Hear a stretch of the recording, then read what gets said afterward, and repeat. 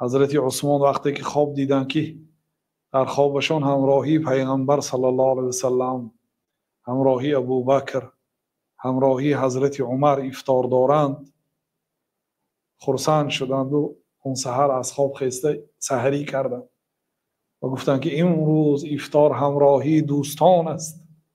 یعنی میدونستند که امروز وفات میکنن. از همین خواب استنباط کردند و همان روز روزه گرفتند و کشته شدند و بیگاهی واقعا به نزد آنها رفتند. بنابراین اونا از مردن نمیترسن. حضرت بلال هم وقتی مرگش خرسند میشد که امروز پیامبر صلی الله علیه و سلم را میبینم گفته و جناب رسول الله صلی الله علیه و سلم هم فی الرفیق الاعلی گفته وفات کردن، چه خیلی که در صحیح بخاری و مسلم ثابت است. یعنی از این روز پس یعنی بازگشت به سوی رفیق عالی به نزد الله است. اونا غمگین نمیشدن به مرگ.